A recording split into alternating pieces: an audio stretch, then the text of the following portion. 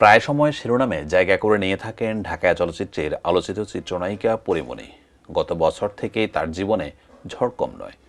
স্বামী শরীফুল রাজের সঙ্গে বিচ্ছেদের পর থেকেই ছেলে রাজ্যকে নিয়ে নিজের মতো করে জীবনযাপন করছেন এই অভিনেত্রী। রাজ পরীমনির সম্পর্কের রসায়ন বোঝা বড় দায়। একসময় এই রাজের প্রশংসায় পঞ্চমুখ ছিলেন পরীমনি, পরক্ষণেই তার কড়া সমালোচনায় মুখর এই নায়িকা। ঈদুল আজহাকে কেন্দ্র করে বিভিন্ন গণমাধ্যমে অতিথি হিসাবে হাজির হয়ে কথা বলে ফের আলোচনায় এসেছেন এই অভিনেত্রী। একটি অনুষ্ঠানে অতিথি হিসেবে হাজির হওয়ার পর রাজের সঙ্গে পুরনো কিছু ভিডিও অংশ দেখানো হয় অভিনেত্রী পরীমনিকে। আর সেই ভিডিও দেখে আবেগে কেঁদে ফেলেন তিনি। চোখের ফানি মুছে সামলেন নিজেকে। অভিনেত্রী তারপর বলেন, এইটা আমার জীবনের কিছু মিষ্টি মুহূর্তের অংশ।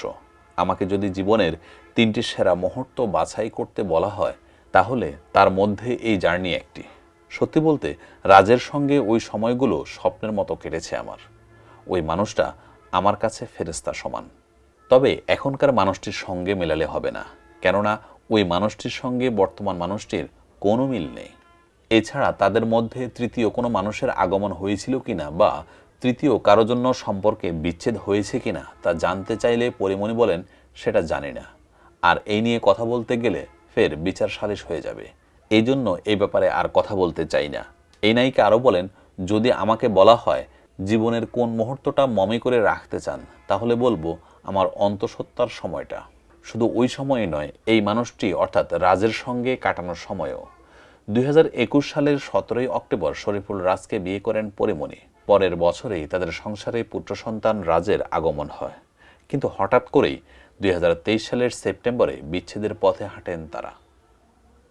চলচ্চিত্র শিল্পী সমিতির সাধারণ সম্পাদক ডিপজলের কাছ থেকে কোরবানি ঈদে 1 বান্ডিল টাকা সালামি পেয়েছেন নায়ক জায়েদ খান। এই বিষয়টিতে নতুন করে আলোচনায় এসেছেন এই নায়ক। পাশাপাশি ভক্তদের কৌতূহল তৈরি হয়েছে সেই ঈদ সালামির বান্ডিলে কত টাকা ছিল। এইদিকে সালামি পাওয়ার ভিডিও জায়েদ খান তার ফেসবুকে শেয়ার করেন। ভিডিওতে দেখা যায় ডিপজলকে সালাম করেই জায়েদ খান সালামি চান। ডিপজলও জায়েদ খানকে ভালোবেসে 1 বান্ডিল টাকা সালামি দিয়ে দেন। সেই বান্ডেলে কত টাকা ছিল তা জায়েদ না জানালেও জানিয়েছেন ডিপজল।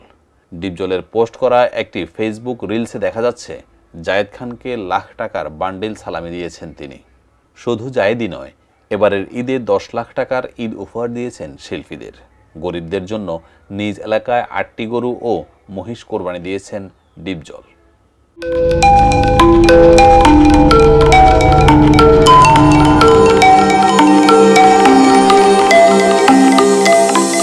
টিভি দেশ ও দশের কথা বলে।